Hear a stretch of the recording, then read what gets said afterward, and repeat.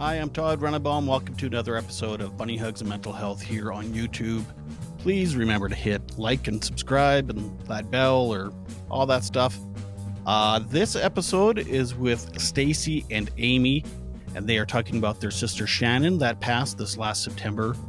Shannon was struggling with mental health issues and with addiction, and they talk about just what Shannon was like and what she went through, and she had gone through a couple traumatic events, and so they as a family decided to openly talk about mental health and addictions, and how it can affect not just the person suffering but the entire family.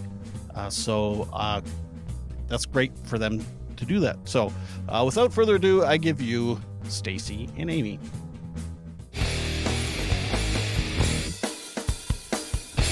So Shannon was a very vibrant person. She loved life and she lived life to the fullest. She loved people. She was a very considerate and compassionate person.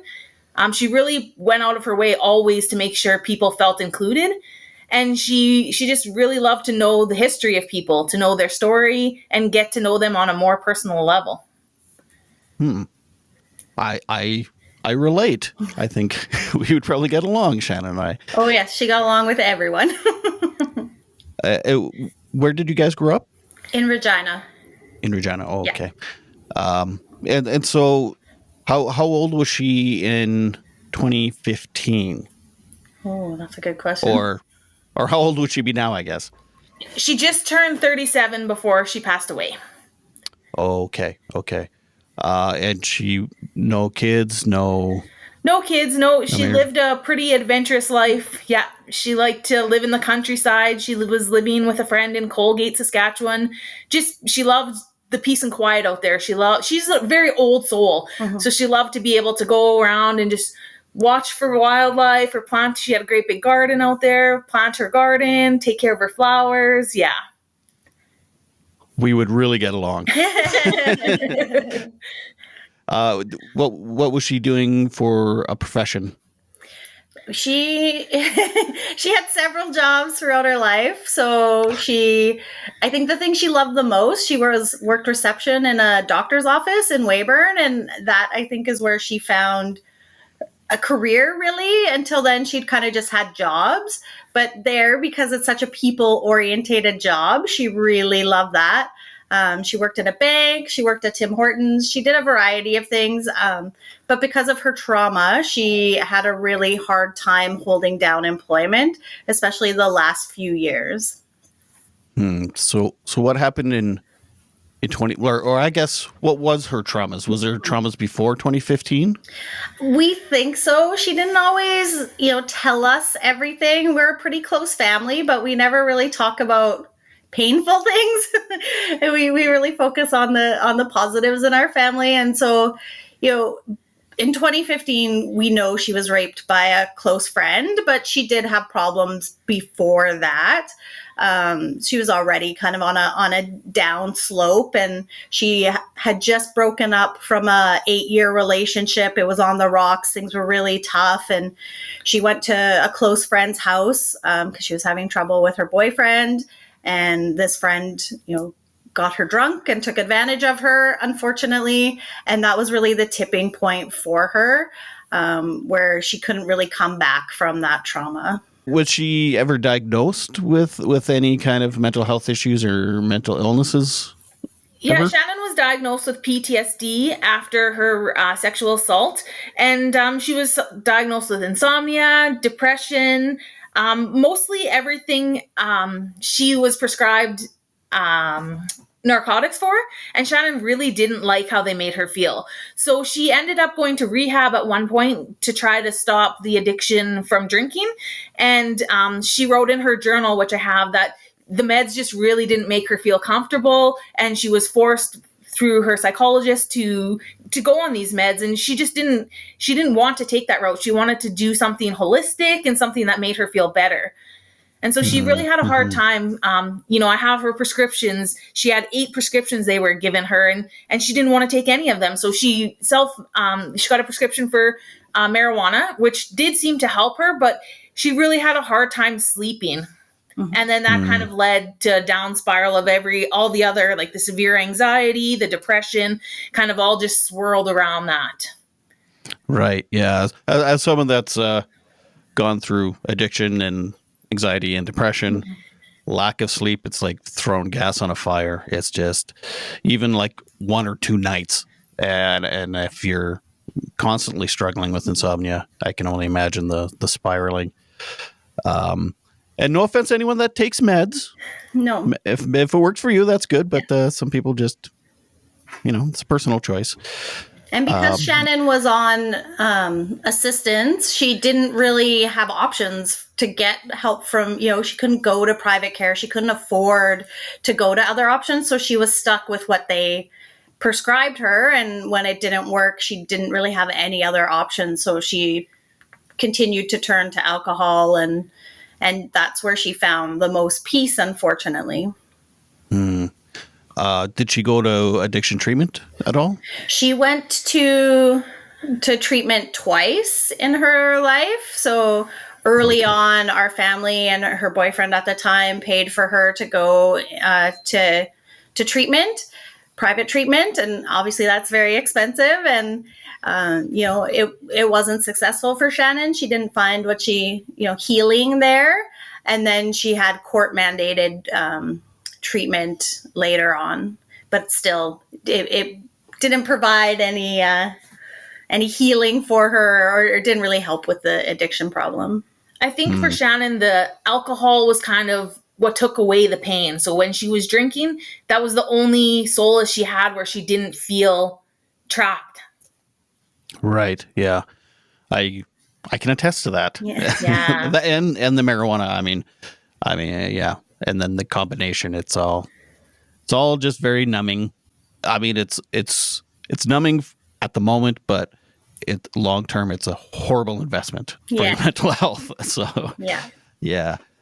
So before 2015, she went to treatment, or was this the first time?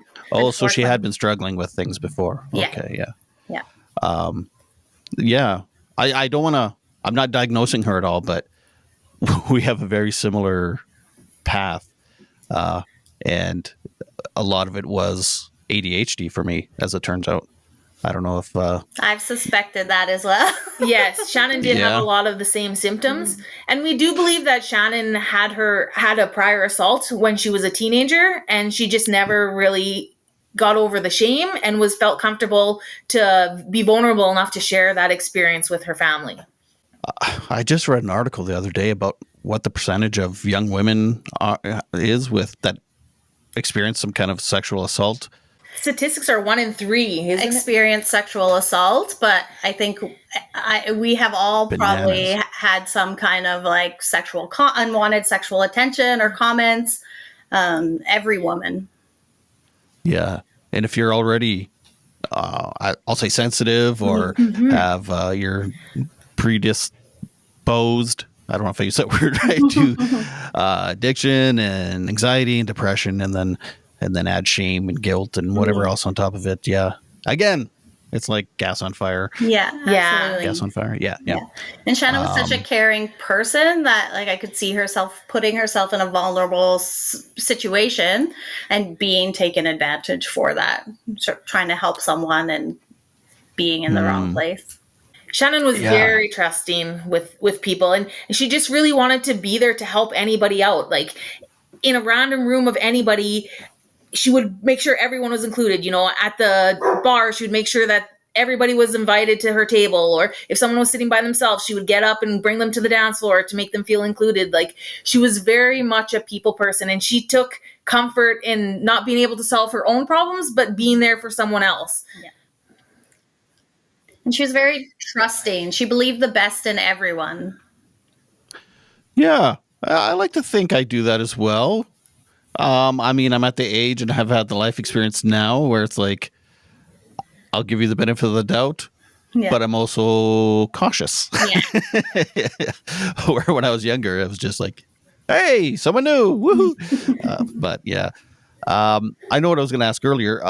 Was her friend charged at all with sexual assault, or? unlike any other times in her life, Shannon, I think, felt really betrayed by this assault. And as soon as she realized what was happening, she immediately went to the hospital.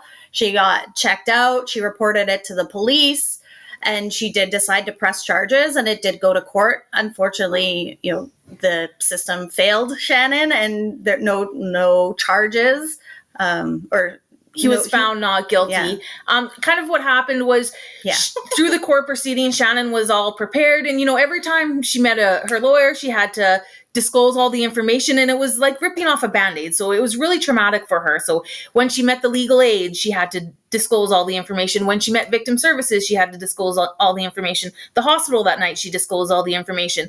So she was really already in a very panicked and anxious state. And a week before she was supposed to appear in court, they switched out her legal aid, and she had to relive it all again. And at that point, she was really anxious and scared, and the legal aid didn't necessarily seem to really buy into Shannon's story necessarily. And so she didn't have time to kind of give him the full story. And he just didn't really fight for her. There was a test. What do you call preliminary? Testimony? Yeah, testimony that was changed from the first night of the assault to when it was in court, and he never questioned it. And so there was some really big flaws that should have represented Shannon better, and it just didn't work out for her, and she felt really uneasy. And her assailant really took advantage of the system. So they did everything they could to prolong the proceedings, which just drew out Shannon's anxiety and depression. We attended court with her several times, and he just wouldn't show up. And then, just a delayed in proceedings. Like it was a really awful experience for all of us, but especially Shannon, obviously. And it was really eye-opening to how flawed the system is. Like, I know it's innocent until proven guilty, but we thought this was a pretty clear-cut case, and it still, the system failed her. And the assailant got all of the benefits of the court system, and the victim just, she told her story so many times, and it just re-traumatized her every time. And we are really all disappointed with the outcome, unfortunately. And I think for Shannon, she fought really hard. She really wanted justice. That was really important to her, and not getting that was really like a straw that broke her, and she just couldn't get over that.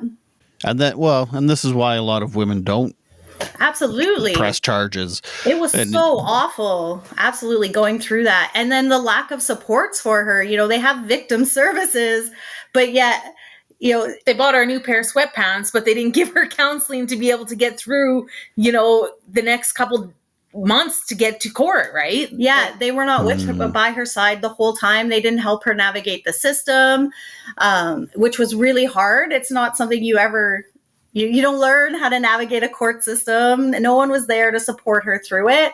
And they kind of disappear after a few months, and that's it. And what we've learned through Shannon's experience is that rape is a lifelong trauma. It doesn't go away. And, there's no supports beyond the initial kind of few months. So it's been really eye-opening for us to go through this experience, and heartbreaking.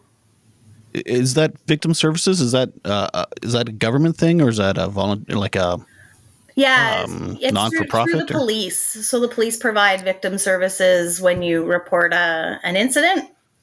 I see. Yeah. Okay. And then there are other supports, nonprofits and things like that out there, but we're specifically talking about the victim services through the police. Right. And even the night of, or the next morning or whatever, like, all you want to do is just go home and cry and forget it even happened, and then to go to the hospital, and then they're like, a broad I don't know test. if people are, rape kits or tests are not, they're very invasive. They're about as violating as being raped. Yes. Absolutely, yes. Yeah. I only know this because I sat on a jury a few years back, and it was a rape case, and it did go her way, let's say. That's great to hear, Yeah, but I learned a lot just being on the jury and how the whole system runs. And it was during COVID. And so it had been pushed back like 3 years. This poor girl was waiting. And oh, God. So I could only imagine it's so much more complex with Shannon because it's someone you trusted. So it's a friend. Mm-hmm. So then, and then being pushed back further and further to the point that she doesn't even win the case. So, man, it's like, there's layers to that trauma right there. Absolutely.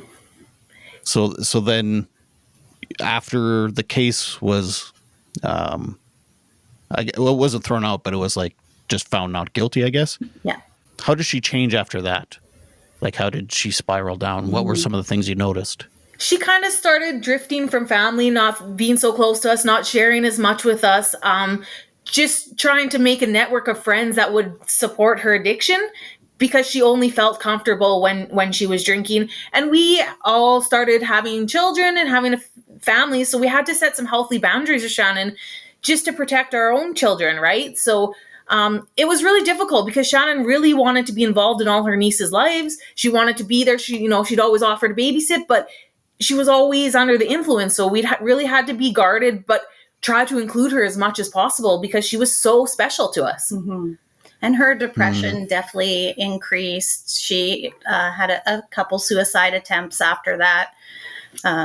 We noticed her health declined, I think, because of her drinking and the depression and all of those things. So she had some long-term health problems, and just her quality of life in general really declined.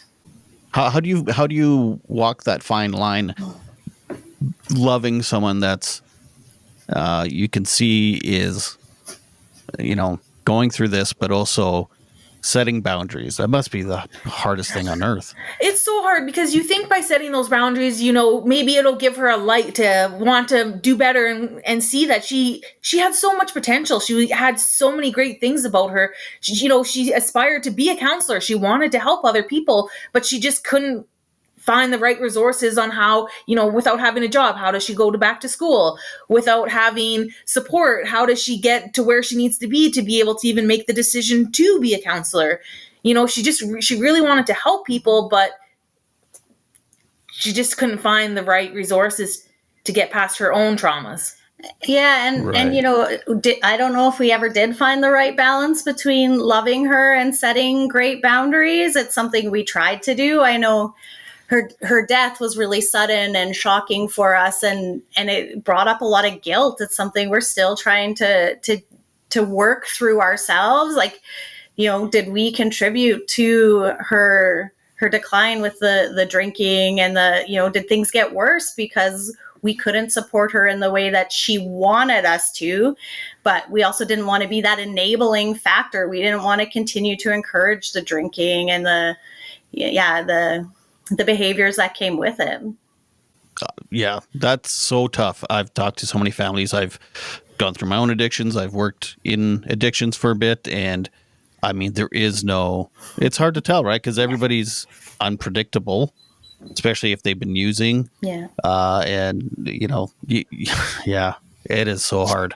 I tell people all the time, I think my wife and my family had the harder job watching me and feeling helpless and not knowing what that balance is. Then it was harder for them than it was me. But I've also been told that's not right either. But I mean, it's just difficult, right? It's all just so for hard. Everyone, yeah. And I think people are starting to talk more about it now, which is great because then families can kind of have it's not uncharted waters, right? They can talk to someone else who's been through it and who can hopefully help them set healthy boundaries and know what to expect, right? But from our own perspective, like Shannon was the first time we really had to deal with this. And we thought, we can send her to rehab and everything will be perfect and rosy, but it just didn't work out that way, And she just had her own demons that she couldn't deal with and then felt judged by us because we had to set those boundaries. And it was just a fine line, right? Where we wanted to be able to support her, but we wanted her to be healthy. Yeah, right. And it's almost like you have to re-gauge the boundaries every time you're with her because it is unpredictable at times. And it's like, okay, today I'll give you this much, but that doesn't mean next time I see you, I'm going to give you that much space. And and then that's confusing to them. And oh man, yeah, it's brutal. Yeah. The first time she went to treatment, did you guys have like a what's that called? There's a TV show called where all the family get together. Oh, intervention. Yeah, we did Yes. do that, and Shannon did not take well to that. We had all our family Right. close, all our sisters. We surrounded her with love, and she really Felt attacked. Yeah, she felt attacked. She felt the victim, and she thought we were all turning on her. So I think that kind of made her realize that we wanted her to go to rehab, and she went because we wanted her to. Yeah. But I don't think herself she was ready, or even up until her death, she really didn't think she had an alcohol problem. Yeah, working in addictions and being through it, I saw lots of people that were there for other people to either get their marriage back, get their job back. It was court mandated. There's no one size fits all when it comes to treatment. Yeah. Some people do need to be forced into treatment. Most of the time, I don't think it works. I think you have to be ready. Yeah, you need that change. And I think that's what we realized through Shannon's experience as well is, we had thoughts of what we wanted for her and expectations of who we could see her becoming, but she was happy in her life. She loved her life in Colgate with her friends, and that's what they did is they all drank but it made her happy. So we had to come to terms with that to understand that she needed to come to things on her own time, and unfortunately she never did get that time to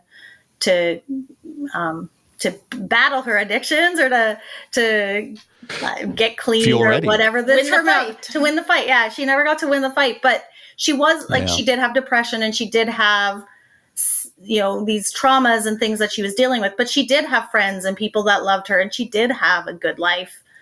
It just wasn't the expectation that we saw for her. Mm-hmm. Yeah, and that's the other complex thing. It's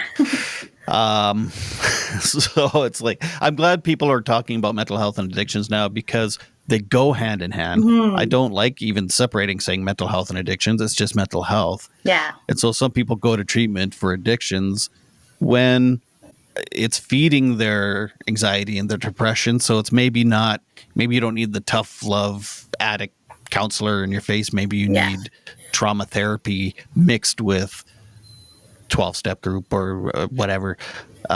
So yeah, I think actually since it's been more obvious to me anyway since COVID that addiction treatment therapies are changing, and it is turning more into okay, let's deal with everything, not just the drinking and the addiction, because why they're using, why they're drinking, as opposed to you're bad if you drink. Yeah, and I think that's what Shannon struggled with, is the judgment of the drinking, and she had a hard time letting the vulnerabilities out because she just felt judged for the drinking. So she went through many counselors before she found one that would actually listen to her, and kind of I talked to her the Friday before the accident, and she had come to some realizations on some of her struggles, and she said, sometimes I don't get along with Mom, and that's because I realize we're more alike than we aren't alike, and that's why we're fighting. And she was really starting to get a clearer picture, and things were starting to go really good for her. And it was great to hear how much enlightenment she had. Unfortunately, just a little too late for her, I guess. At what period of her journey was that kind of enlightenment? Was that near the end? That was the day before the accident, yeah. Oh, it was an accident. Yeah. Shannon was involved in a single vehicle rollover. Yeah. Oh, okay. For some reason I thought it was an accident, but it was like maybe it was on purpose accident kind of thing, or is that something you're still... From what we understand, it wasn't necessarily on purpose. Shannon was really struggling. Like, she was having a great day. They were out celebrating her birthday, and from what we understand, she was struggling. She was driving fast, and then she stopped, and she didn't want to drive fast, and then she was driving fast again, and she stopped. Like, on her journey, it was a 13-minute drive, her final drive, and she stopped 5 times on that drive, and I think she was really humming and hawing on what she should be doing, and she didn't have her license, so she wasn't even supposed to be driving. But the swirl the anxiety took over. She was driving too fast, and she didn't end up braking and skidded across the road, and the vehicle rolled. So, I don't think she had intentionally planned it, but Right.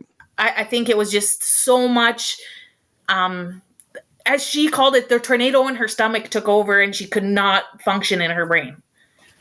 Right. And ultimately, it doesn't matter. She wasn't well, and this was the result, whether it was...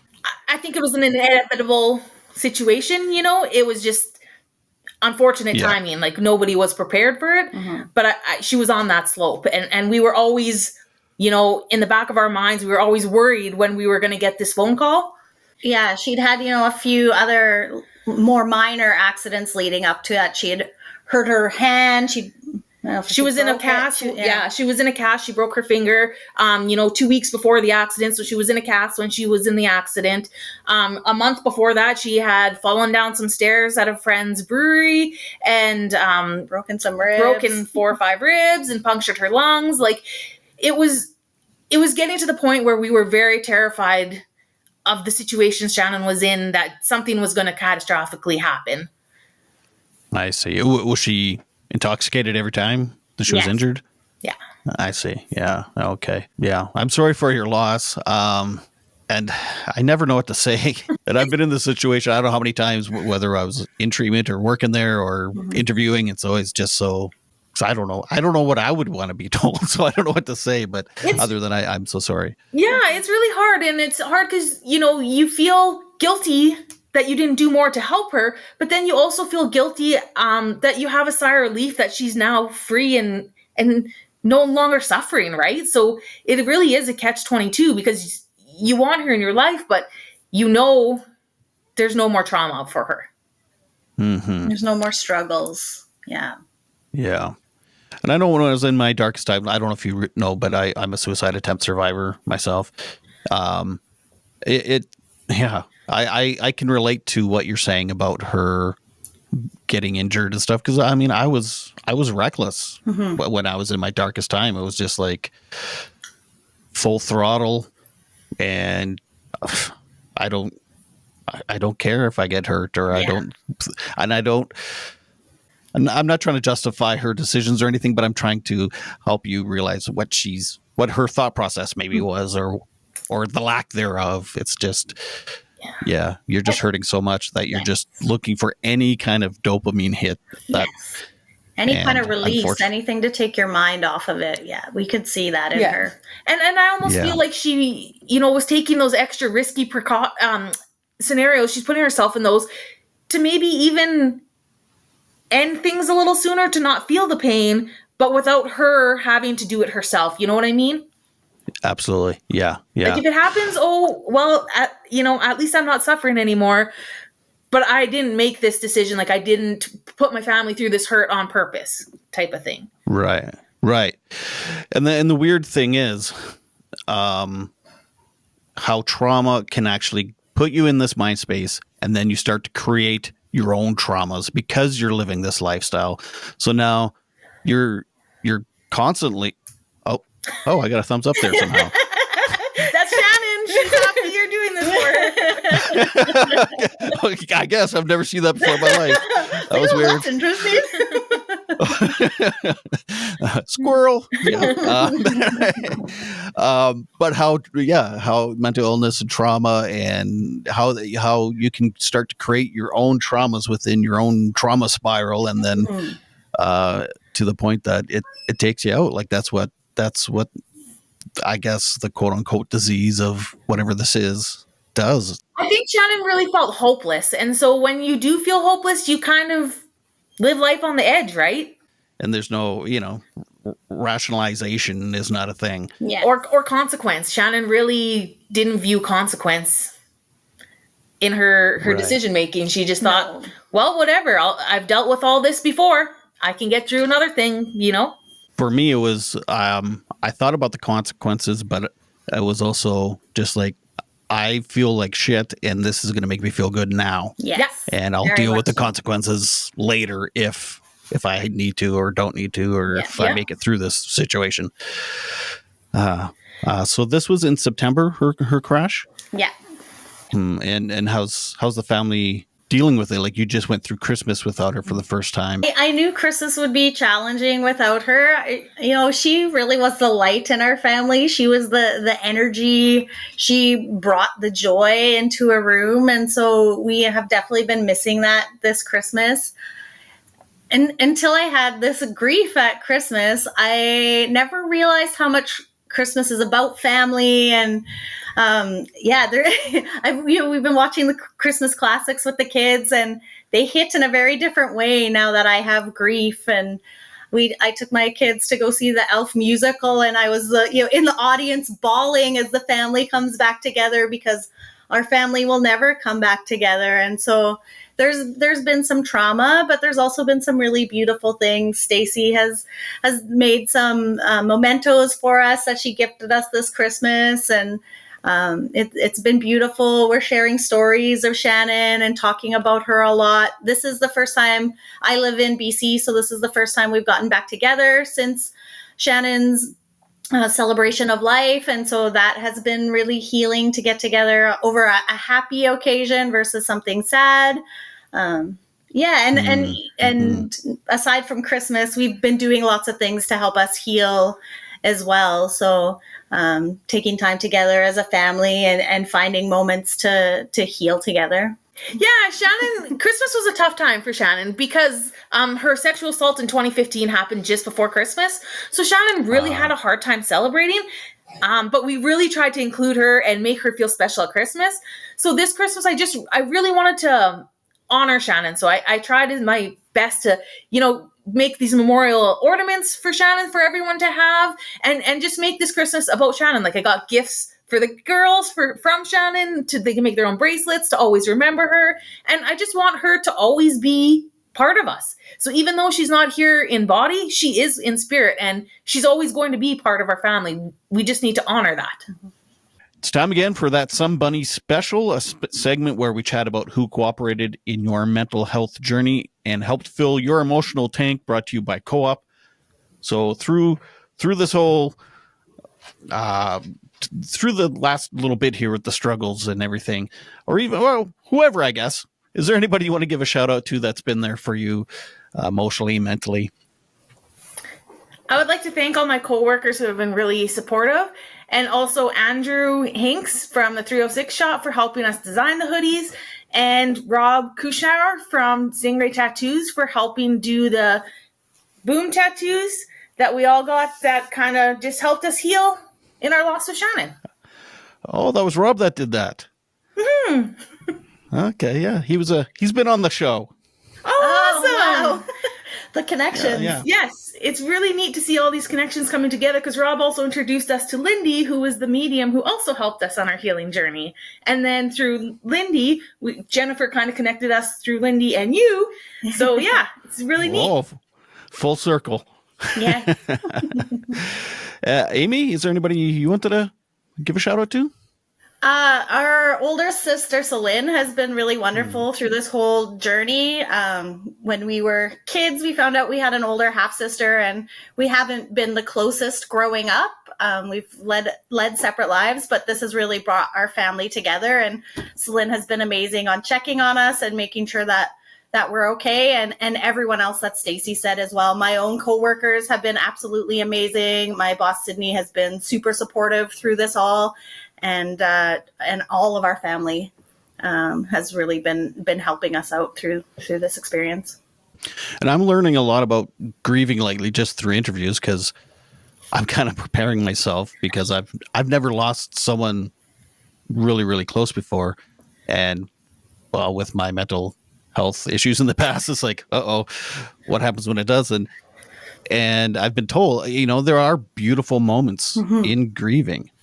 And there's also how you grieve can be a choice too. So you can choose to see the beauty in it and stuff. So it sounds like that's what you're doing, and that's amazing. It's amazing. Yeah, Shannon wouldn't want us to be sad. She would really want us to celebrate her life. And so we've been trying our best to do that and to honor her memory. And we've had some really beautiful moments. So before we found out about her accident. You don't get a lot of notice in these situations. So my daughter had been with a friend at a cabin, and we picked her up in Kamloops on our way. We drove 24 hours to get to Regina to be here with Stacy because she was alone. My parents are in BC as well. So we drove, we picked up my daughter, and I picked her up from the cabin, and apparently she hadn't brushed her hair in a week. So she had this like huge rat's nest. And so on the way, I'm texting Stacy, like, we got to get Mac a haircut. We're not brushing this out. It's just not going to work. So she called a family friend who we go to get haircuts. And Effie said, I'm booked solid. I have no vacancies, except Shannon had a hair appointment to get her hair dyed. Her annual birthday treatment was to dye her hair. And she said, so Mac can have Shannon's appointment. And she said, and I have all this purple dye because that's what Shannon gets and no one else gets this. What am I going to do? So we decided as a family to all get a purple streak in our hair for Shannon to celebrate her. And it was we were dealing with all this grief and planning her celebration of life. And it was a moment we all came together and we talked about Shannon and we laughed, and it was really beautiful. Well, it sounds like you're doing grieving right. Not that there's a wrong way, but it's a new process for us as well. We've lost grandparents and others, but like you said, losing someone so close to you, that it's been a very different process for me, for sure.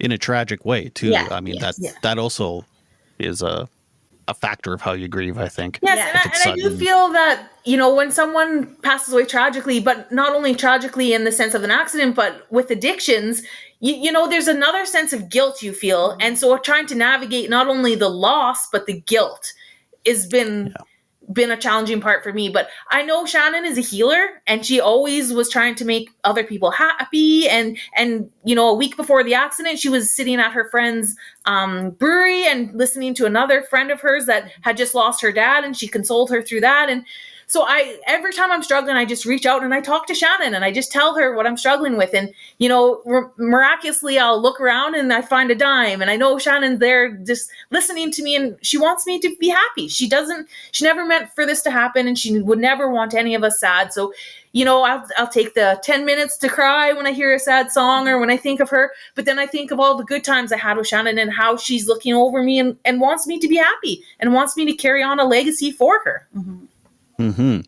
Talk a little bit about the legacy and what you have planned or what you've already done.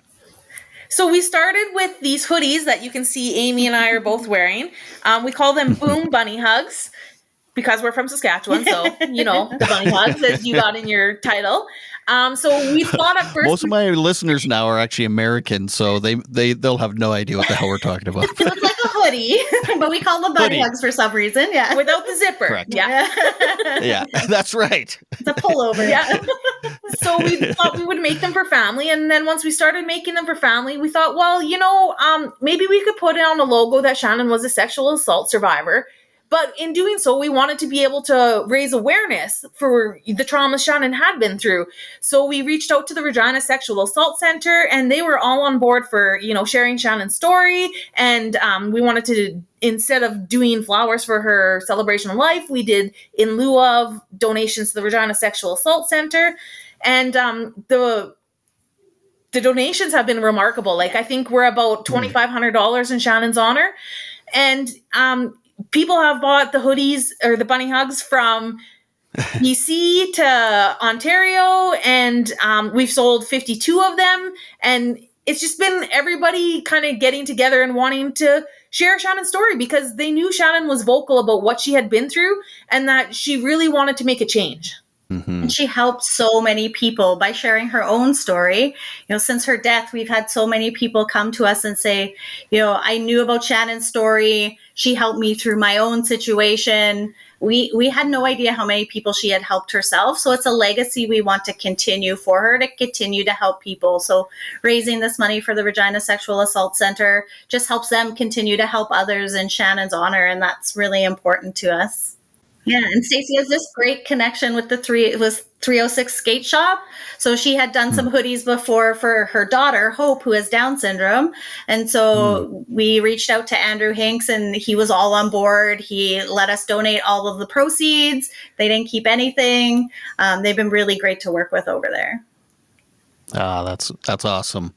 It's and it's so great that you guys are just open and talking. I mean, the stigma around, well, trauma, sexual assault, addictions, all that stuff. It's changing, but it's still there. So I always appreciate that families are willing to talk about it so openly and candidly and passionately and cast no judgment. There's no shame in it. It's just stuff. And that's something we've learned, and it's been healing for us, because growing up, we kind of lived where we didn't really share the vulnerabilities, And so now that we've been through what Shannon's been through, we are starting to share vulnerabilities ourselves and realizing that the more you can share, the bigger your network is. And you're not alone. Everybody has traumas. Everybody has their own shame that they're trying to work through secretly, but there is a ton of support, and you can share that. And people are willing to, reach an olive branch. And by just talking to someone, like even I had a coworker tell me, thank you for sharing Shannon's story, because I've been through something similar. And you made me want to share my own story and work through my own struggles. So, it's been very healing. And I think that was part of Shannon's purpose, is she knew it would be healing for us and wanted us to share. And so it's allowed us to work through our grief, to hear that we're helping others. Right. Yeah. Oh, nice. And by telling, like that your coworker said, it's like once you open up and tell your story, it's almost like you're giving permission to others that they can. It's okay. You can talk about it too, and then that's like a massive weight off their shoulders. And I mean, you can't heal, and secrets keep us sick, and you can't start healing until it's all you're able to even talk about it or feel comfortable to talk about it. So. You guys won't even know how many lives you've touched. So do you have anything planned in the future for Shannon's Legacy? We have a friend who is a medium who we've kind of been using to help connect with Shannon and to see, what do you want us to do, Shannon? Do you have any unfinished business? And just connect to feel at peace with her, right? And she wants to work together to do some work in the new year for mental health. She works in, I think it's with the province, but she works helping people who are struggling with mental health addictions. And just, I think having that energy as a medium, she's able to help people in a judgment-free way. So just carrying on the legacy of being a judgment-free zone where we can help people who have struggled and have kept secrets to not feel the shame. It's been interesting, this journey for us. We started just, in lieu of, what are you going to do with flowers? They're going to die. Shannon loved flowers, but like planting them, not cutting them. So, we started, let's just raise money for Regina Sexual Assault Center. And it's really blossomed into this bigger thing. So we're really just open to opportunities. We donated money to the Regina Sexual Assault Center, and CBC Radio heard about it, and they invited us to come on and share our story, which then we, had bigger impacts and more people heard about Shannon's story. And then, our cousin Jennifer knows you, and she said, this is a really good fit. You're doing these buddy hugs and you're talking about mental health. And I know this guy that does this podcast. And we were like, this is perfect. Oh my goodness. So we're just, taking these opportunities as they come up and sharing Shannon's story. And we're just, I think, being really open to wherever this journey takes us. Is there anything that I didn't ask that you wanted to make sure you said or people heard? Well, I think we just want to make sure that people know that there are resources like the Regina Sexual Assault Center where they can get support. They can get a judgment-free place, or, reach out to your friends, reach out to somebody that is sharing a story. There is always a judgment-free place for you to share your story. You don't have to suffer in silence, and suffering with those secrets really is a demise on your own. Like, you just can't get through life unless you feel comfortable. So be open, be vulnerable, share those stories and get healing. I know for myself that it is so scary healing, because you've already gone through enough pain. Yeah. And there's pain in healing. Yes. And you don't want to feel any more pain, but that pain is a huge investment as opposed to the pain that you're feeling every day. That's just compounding the pain. Yeah. This pain is very freeing and wonderful pain. It's worth it. So, yeah. And I think the more people can hear from stories of someone like you that's been on both sides, the better off they are to understand, like, there is suffering. Either way, there's going to be suffering. But if you choose to share your story, you are controlling the suffering, as the suffering, the other side controls you, right? Mm-hmm. Yeah, it's either perpetuate the pain by feeling pain, or getting rid of the pain by feeling the pain. Yeah. If that makes sense. So, If you could change anything in the system. that's a huge question for sure. I know. It's almost not even a fair question, because it's like I would tear it down and start from the beginning Yes. again. That would be the first thing. Start with compassion. Yes. I think that's part of it. I think, many of the people that Shannon, encountered on her journey had never been through this experience themselves, or at least it didn't seem like it.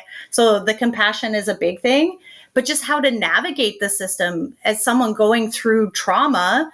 Here's 10 forms to fill out so you can access this funding, or whatever she had to deal with. It was all so hard and so much work on top of the trauma that she was trying to navigate. And so, she would delay doing paperwork, as people with depression, those kinds of things are really, really hard. And so cutting the red tape, making the system easier to navigate for people, other than burning it down and starting over. Making it an easier system to navigate, and then more supports. A couple months of support from victim services is not enough. Her court case was over 2 years long. She needed more supports through that system. And then she had a lifelong trauma. She tried to apply. She was diagnosed with PTSD. She could not hold down a job because of her insomnia and her depression from her trauma. And then when COVID hit, having to wear masks and stuff, the mask made her bring back the night of the assault. And so when all that hit, she felt she lost alone. the job and felt judged and alone. Mm-hmm. Yeah. And then she applied for disability because of her PSD and her inability to work, and was denied getting access to disability because they said her condition was not severe enough. Yeah, her condition was not severe enough, which ultimately led to her death. And the ruling came after she had passed. So it's disheartening, right? It's like, who's accountable for making these decisions when ultimately her death was caused by her PTSD? Oh, I know. Yeah, it's brutal. Navigating the system, and then it's almost like a game. It's like there's key words you have to throw in there, and it's like you have to word it just right. And if you're honest, or it's trying to get sick people to fill out paperwork. Yes. And then, you're not bad enough because they're sick and they're just trying to get the paperwork done. Yeah. She's trying to make up today is what she's trying to do, not fill paperwork, right? Like, she's just trying to be here and present in her current life. And she woke up many days where she was puking and she could barely get out of bed. Like, it was debilitating to her. And then to have to go through all these hoops just to have some funding to be able to have a normal life and succeed, to afford a house, like housing, to afford food, basic needs is all she was looking for. Be sure to subscribe and to like this video. You can listen on Apple Podcast and Spotify. This is Todd Rennebaum saying, make your beds and take your meds. Keep watching for more interviews with incredible people telling their stories of resilience and adversity with mental health and mental illness.